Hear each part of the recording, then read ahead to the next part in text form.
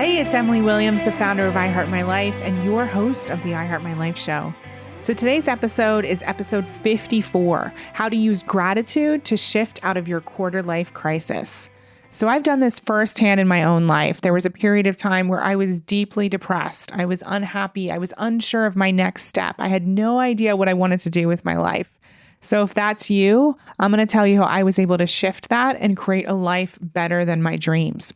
I'm also going to answer a question that was submitted by one of our incredible community members. This is someone who's recently lost her mom. She has an unhealthy relationship with her father in terms of it needs a lot of repair. She was just dumped by her boyfriend. She has no job, and she's wondering how in the world can she shift into gratitude when so much is going wrong in her life. So I'm going to answer that, and it's going to be super juicy. So if you're interested in learning more about this topic, make sure to keep listening. This is episode 54, how to use gratitude to shift out of your quarter life crisis. Let's dive in.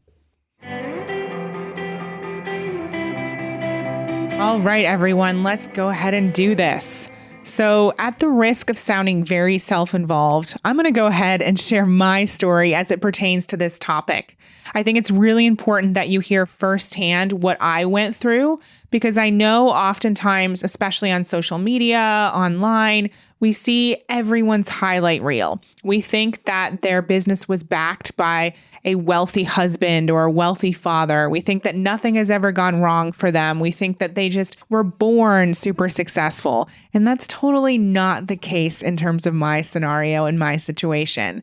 There was a point where I was super low. I remember one Christmas in particular, I stayed at my friend's house because I wanted to get away from my parents. I had to move back in with them after college, and it was a horrible situation. They're absolutely amazing, don't get me wrong, but when you live outside of the house for 4 years and then you come back, something shifts and you no longer want to be under the same roof. You want to have your independence.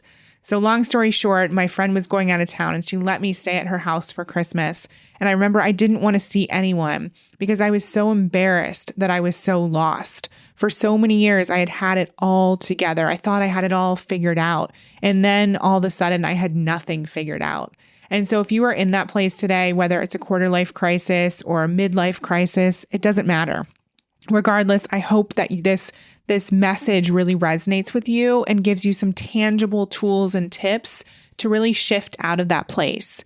Frankly, I stayed in that place for far too long. I was in a quarter life crisis for about 3 or 4 years. I could have shifted it much quicker had I known what I know now. So I hope this truly helps you today.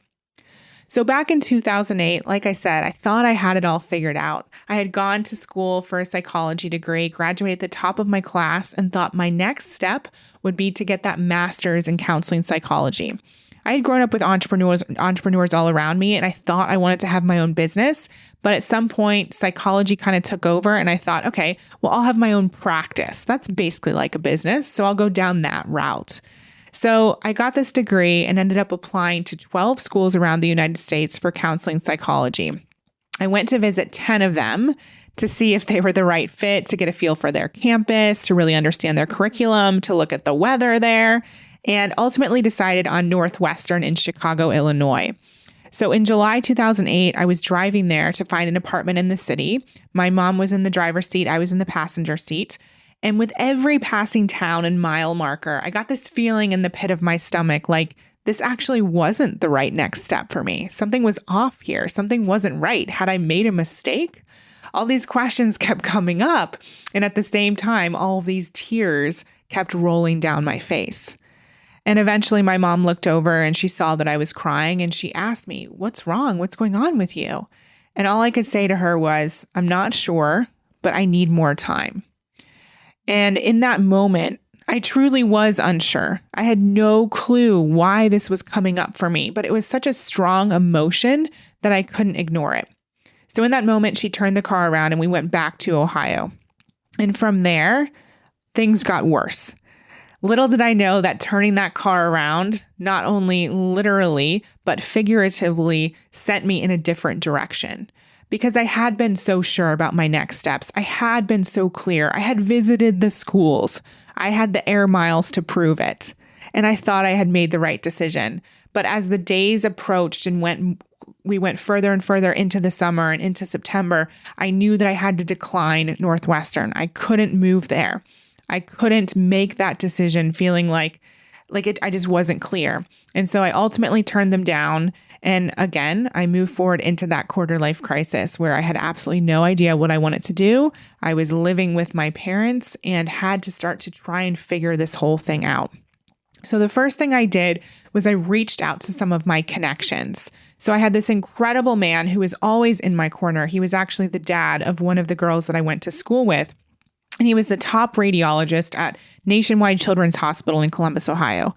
And so I reached out to him and I started to tell him what was going on. And I asked him if he had any positions within his little part of the hospital. And as it turned out, he needed a research assistant. So I thought, okay, you know what? I can do that. I'm just going to start exploring different options. And one of the options that had always been on my heart was this idea of going pre-med, becoming a doctor. Now, I feel like part of that was because I loved the show ER and George Clooney. But for whatever reason, that piqued my interest. So I thought to myself, okay, let's just give that a try. Let's just see what happens there. So I simultaneously also enrolled in some chemistry classes at Ohio State University, thinking, okay, let's give this pre-med thing a try. I didn't want to be in this quarter life crisis. I didn't want to be in a place of confusion. And so I was willing to try anything at least once. So long story short, I started working as a research assistant. I started going to these chemistry and physics classes. And I quickly realized this too was not for me. I remember crying in the chemistry final, leaving early and recognizing this is not the right next step for me. I don't care about science this much. And I knew what it was going to take when I played the whole tape through. I knew what pre-med was going to take. And I was not dedicated or excited by it. So again, long story short, I ended up moving through that, moving to the other side and recognizing that wasn't for me. After that, around January 2009, my mom took some pity on me and decided that we were going to go to Italy to visit my sister where she was studying abroad. And at the same time, we were going to visit my friend Haley, who was living in London. So we went to Italy. I was completely miserable the whole time. I had gained a bunch of weight. I didn't feel good about myself. I didn't feel happy. I had nothing to come back to. Nothing lined up, no jobs, nothing that I wanted that I was excited about. But anyway, we went on this trip. We visited my sister. And then I remember the second part of the trip was in London. And I remember getting out of Victoria Station, stepping out into the air and feeling like something was different, feeling like this was a place that I could spend the rest of my life. And I had felt that a bit about Chicago, but I never expected to feel that about London. But in that moment, I didn't tell anyone. I just kind of tucked that feeling in my back pocket and went about my day, all while loving London silently. And although that trip only lasted a few days, it left a lasting impression on me, and it was something I couldn't forget. So when I got back to Ohio, I kept looking for jobs. I applied at Starbucks 3 times until I finally got that job. I worked at J. Crew. I did some babysitting and ultimately moved out of my parents' house and found an apartment. So that was a much better situation for me.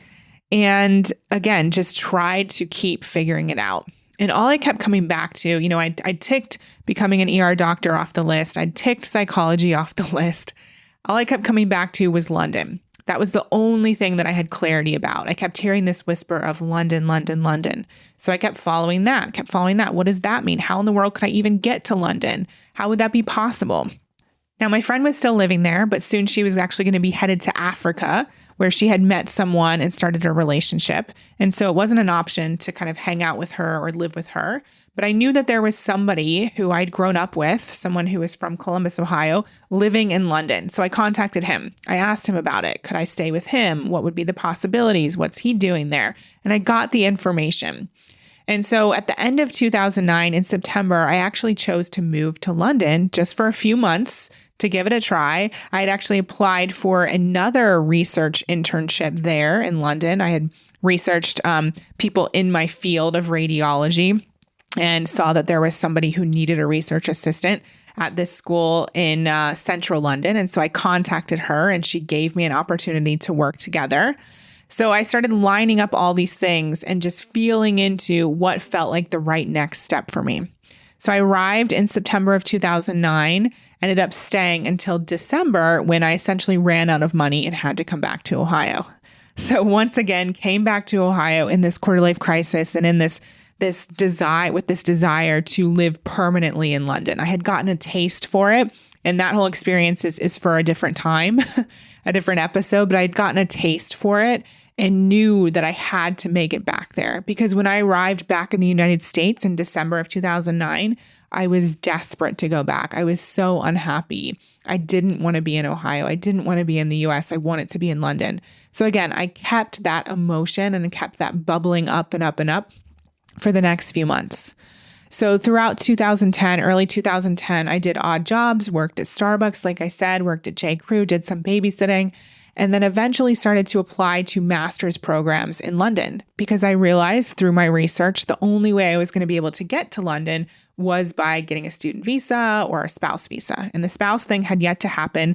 Everyone wonders if James and I knew each other before I moved to London, but we didn't. I just had this feeling that I was meant to be there. And so I contacted a bunch of different schools to see if psychology was an option because I hadn't yet ruled that out. And so what I realized, though, was that to apply for a master's in psychology in the UK, it would be completely different because it required different prerequisites than what I had fulfilled while in the US. So that was not an option. So then I thought, okay, this must be figure outable. There must be another way. I'm feeling so called to be in London. I can't forget it. I must be meant to be there. And so I thought, okay, well, what else do I want to do in my life? And I've always known I wanted to be a writer. I wanted to write a book. And so I ended up applying for a master's in nonfiction writing. So I applied to a bunch of schools in London, got into one at City University, which is also in central London, and I was accepted. And then I obviously gave I accepted the offer. And so again, long story short, I ended up moving to London on August 24th, 2010. I didn't know anyone. My friend had since moved on. So I was new in a city, didn't have any connections, no friends. I didn't have any money when I first moved because my student loan hadn't yet come in. And so I moved, as I like to say, with 4 suitcases and a dream. And I ended up moving into a hostel for 2 weeks because I couldn't find an apartment right away. I had lived in a hotel for a few days and then didn't want to be spending all of that money. And so I moved into a hostel. And the hostel, it was right on Gloucester Road, which if you're familiar with London, that's very central. It's a great location near Hyde Park, right near the Natural History Museum. Awesome location, but a very weird place in general. I ended up having to put all my suitcases in the bathroom because it was huge and my bedroom was very tiny. So I looked for an apartment around that area and eventually found one that was literally the size of a closet. And it was about $1,000 a month, which is all I could afford and much, much too high rent compared to what the location or what the actual space was. But anyway, it was mine. So I ended up moving all of my 4 suitcases across the city. I didn't want to pay for a taxi because I didn't have any money. So I lugged them all across the city up 4 flights of stairs to this new apartment and arrived in a complete pool of sweat and got the keys from the agent and brought all my stuff in, had to make a couple of trips and finally unpacked all of my stuff and I was settled. And during that time, there was definitely a lot of excitement about being in London, starting this new chapter, a lot of uncertainty. And I thought that I was going to move past my quarter life crisis by being in this new city and doing something different. But the truth is, it quickly reappeared and it had followed me across the pond, so to speak. Because what happened when I lived in London for at least the first few months of living in London was, like I said, I didn't know anyone. So I was very lonely. I didn't have a lot of money. I couldn't do what I wanted to do. I started all these new classes and there were a lot of things that felt like they weren't working. And that first year was really challenging. I threw myself into the world of online dating, which is eventually how I met James. We'll get to that in a second. I did try and make friends, but what I found was it was very difficult to go up to other women in bars and try and make friends. I wasn't the same age of a lot of people in my classes, so it was really challenging. I ended up working as a nanny just to cover some of my bills. But only then, even then I could only work part-time. And so it wasn't bringing in a lot of money, and I wasn't meeting other people who were my age. I was watching this amazing little boy, and I got very close to his parents. But again, it wasn't like I had this incredible social life. It was very different than what I had envisioned in many, many ways, and it was challenging. So each day I found myself getting more and more depressed and more unsure about what I was actually meant to be doing in this world, how I was going to make an impact, how I was going to do that something big that I still had a belief that I was meant for, but it didn't seem to be happening. It didn't seem to be manifesting. And so a few months into living in London, when I was experiencing all of these challenges, I began turning to personal development. And one of the people I've always followed is Oprah Winfrey. So most people listening to this probably have an affinity for Oprah or have heard her speak about something that has stuck with them or resonated in some way. And for me, I had spent years listening to her, watching the Oprah Winfrey Show, and really following the work that she was doing in the world. And at one point I stumbled upon, I don't know if it was an article or a segment, I stumbled upon her talking about gratitude. And she was talking about the fact that her own gratitude practice had really helped her transform her life.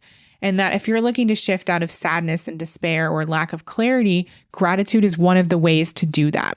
And she recommended starting a gratitude list. So every single day, making a list of the things that you were grateful for. And during that time, because I was so sad and I was depressed and unsure about what I wanted to do with my life, I thought, you know what, I'm willing to try anything. So I thought, let's start this gratitude practice. And I decided to hold myself accountable and make it even more obvious to those in my life what I'm grateful for. And so I started a Tumblr blog.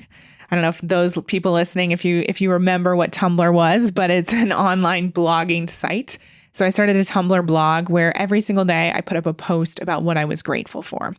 And in the beginning, it's kind of painful to read it. I still have access to it now, but it's a bit painful to read because it's things like my pumpkin spice latte, or I'm grateful for the guy who opened the door for me, or I'm grateful for the flowers I bought for myself today. But it's actually those little things that start to make a huge difference, which I'll explain in just a second. So I started this gratitude journal every single day. I was writing down my list of things, and I began to feel different. I began to feel more positive. I began to notice that more things were going right in my life. And here's the thing that happens when you're in the midst of a quarter life crisis or a period of time where it feels like things aren't working.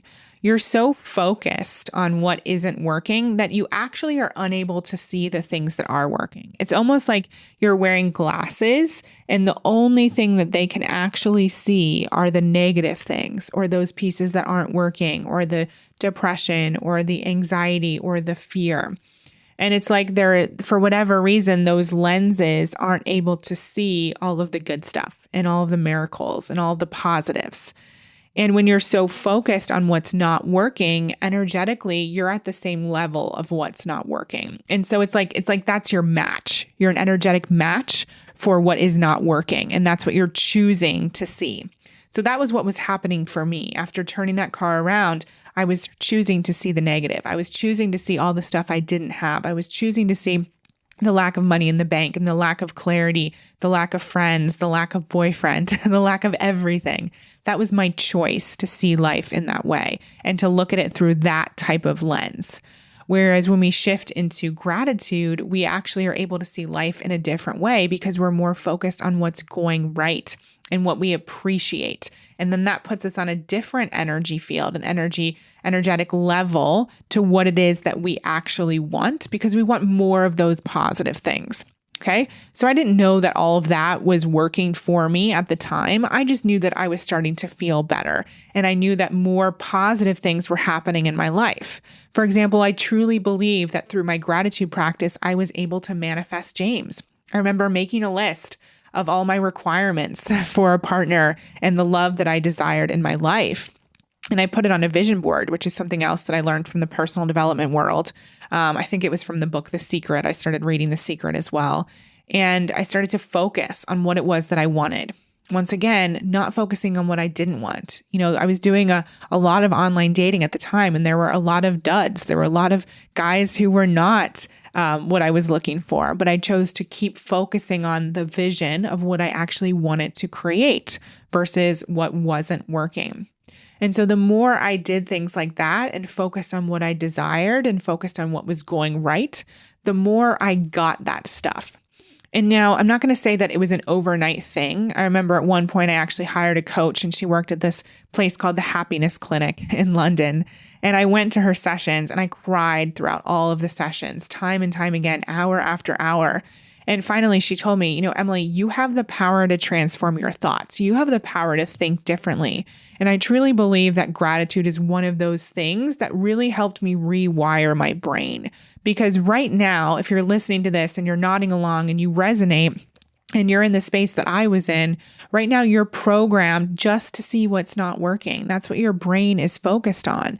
So we're going to want to rewire that so that you focus on the stuff that is working, because the more you have awareness for that, the more you're going to see opportunities, the more you're going to attract like things into your life, things that are on that higher level energy field. Okay, so I hope all of this is making sense for you. So like I said, I started to attract things into my life through this gratitude practice.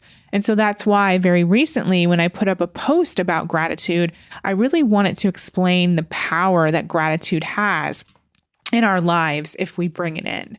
And I know for a lot of people, there's a lot of beliefs about gratitude, especially gratitude in driven women. We think that if we're grateful for what we have, that means we can't want more.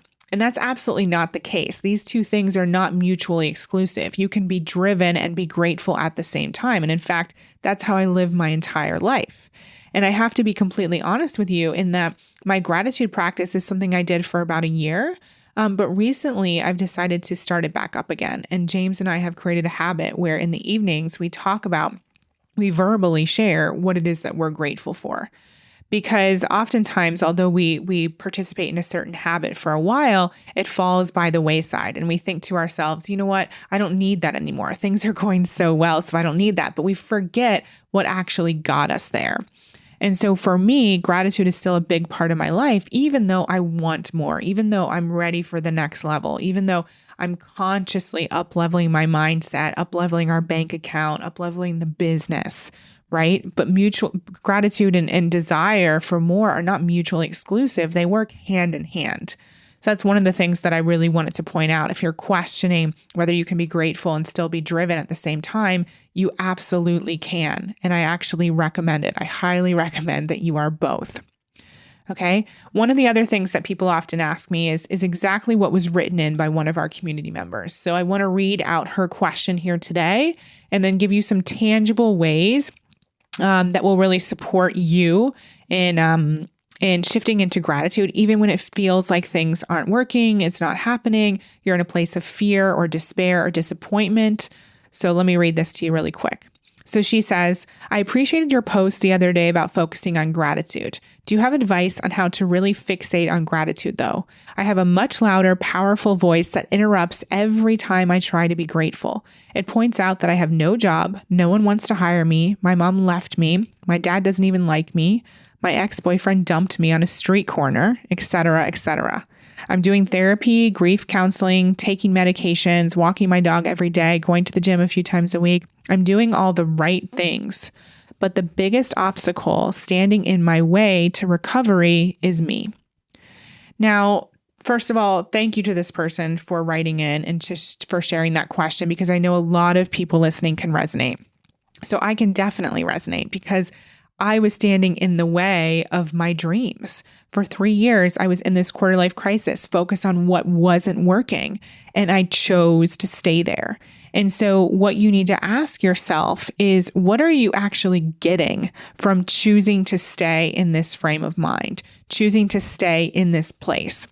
Now, that might sound like a very strange question, but what I was choosing, I'll give you my example first, what I was choosing to kind of continue to manifest in my life was this idea that I was the victim. I could get attention from people feeling sorry for me. Things weren't working, so I got attention. So I got people's sympathy, right? Whereas if things are going really well, then, who's going to want to feel sorry for you? Who's going to give you attention?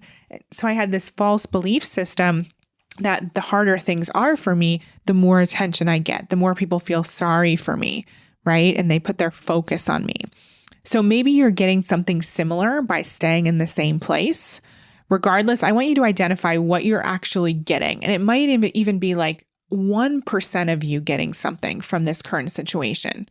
But I know that for me, I never was able to realize that. I didn't have the self-awareness at the time to say, okay, Emily, what are you getting this from this situation? And did you know that you can choose to get yourself out of this situation? I just thought I had to wait around for life to turn around and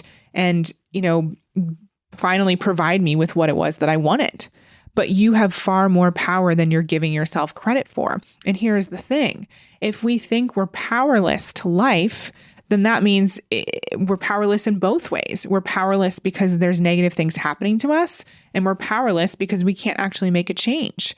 But when we are empowered and we actually believe that we attract into our life, that we actually attract what comes into our life, then we're able to also recognize that that means we can turn things around by thinking differently, by getting ourselves on a different level, a different energetic level, by using tools like gratitude, right? So you want to shift out of being the victim, the whole life happens to me, my boyfriend broke up with me, my mom left me, my dad doesn't even like me. That's total victim energy. So you want to shift out of that by asking yourself, okay, what am I getting from this? What is the belief that is holding me in this place? And then how can we start to shift it? And as this person has written, it can be challenging to shift it. It can be challenging to focus on gratitude for more than just a few minutes a day when all those fears, all those insecurities, all those beliefs have been running the show for so long and are so much stronger or seemingly stronger. So here's my recommendation. Like I said, number one, figure out why in the world you're participating in that behavior continuously. Does it have anything to do with remaining a victim? Number two, you want to shift your focus. So exactly what I did here in my story was I shifted my focus into gratitude, into what was going right in my life. And that could be through writing a gratitude list. It could be visioning, putting up a vision board, or the things that you actually desire in your life and shifting your focus onto those instead of what isn't working. It could be a variety of different things. And the way that I would do this is, like I said, make a list, or maybe you could create some Post-it notes where it has where you focus on positive phrases about yourself. Everyone loves me, or I'm attracting love right now, or my relationship with my father is healed, whatever you want the new belief to be.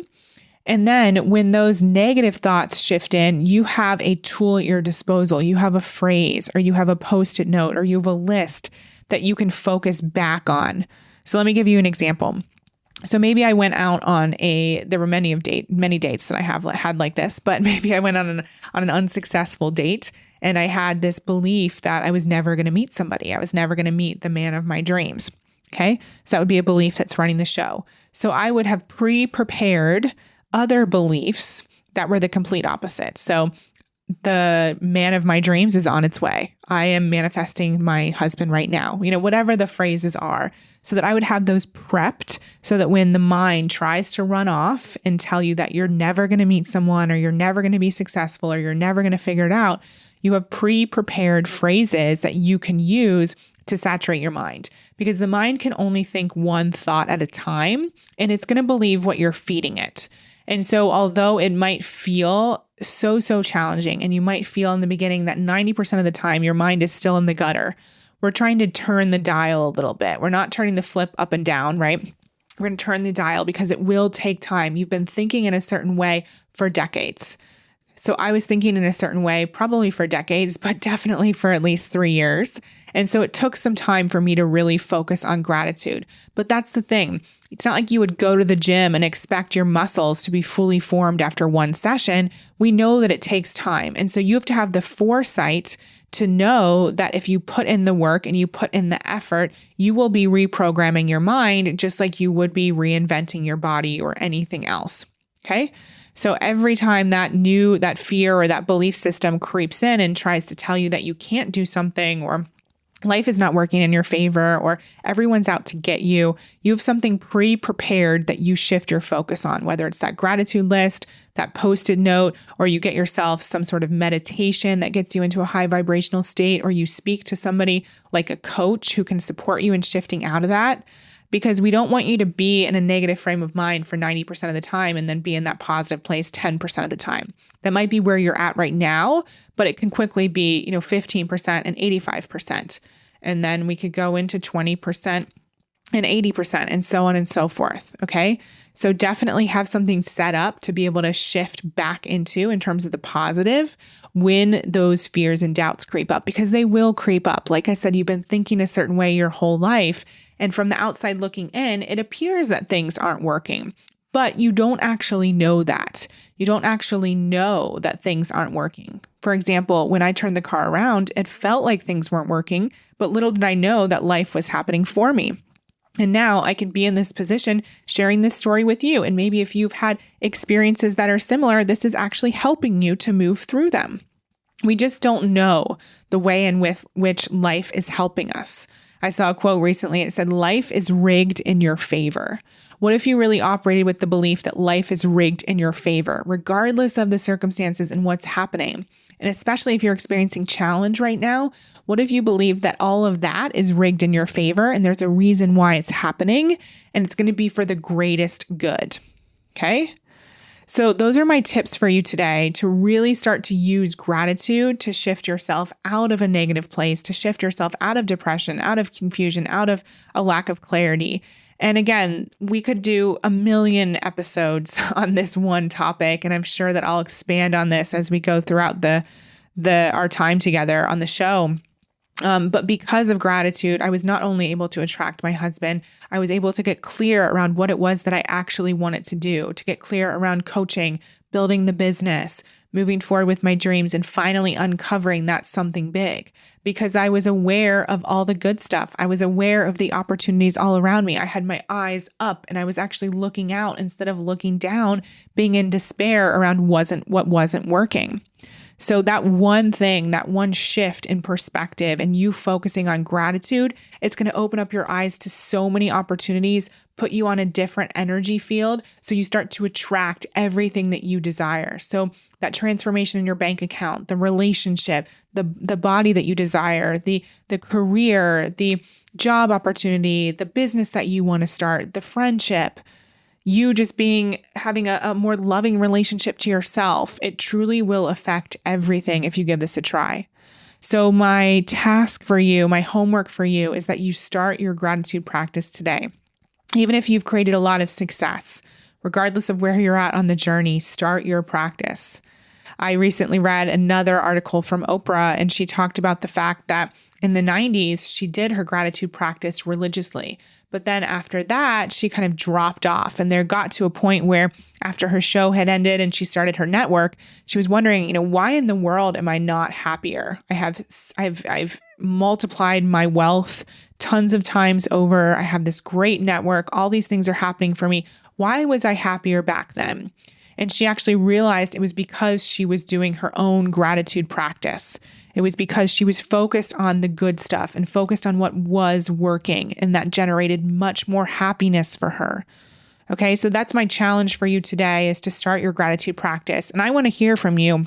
Tag me on social media. Once you start, share the things that you're grateful for, and then start to share everything that shifts because of this practice, because I know there's going to be a lot. And for the person who submitted this beautiful question, I really hope that you're listening. I'm going to make sure you're listening because I'm going to send this to you personally. But I want to hear from you as well. How has this shifted things for you? How has this created a change in mindset? And keep us posted on your journey, and know that we're here for you, and know that we believe that everything is happening for you and that you're meant for huge things in the world, and that clarity, that happiness, it's literally right there for the taking for you. All right, everyone, I'll look forward to talking to you on the next episode. I hope you loved that episode today, and I really hope that you go and take that advice and start your own gratitude practice literally tonight, or maybe you want to do it in the morning, whatever feels good for you. Make this part of your day, regardless of the timing, regardless of what's coming up for you, any of that doubt, insecurity, disbelief. I want you to just trust me and know that this is going to be a complete game changer for you and your life, in your business, in your career, in your relationships, all of the above. So give it a try. And then make sure to tag me on social media. I'm at I Heart My Life Now on Instagram and I Heart My Life Now on Facebook. I want to hear all about your journey with this gratitude practice. And I'll talk to you soon. Thank you for listening to the I Heart My Life show. For more inspiration, success tips, and ways to achieve your life and business goals, definitely follow me on Facebook and Instagram on I Heart My Life Now. See you next time.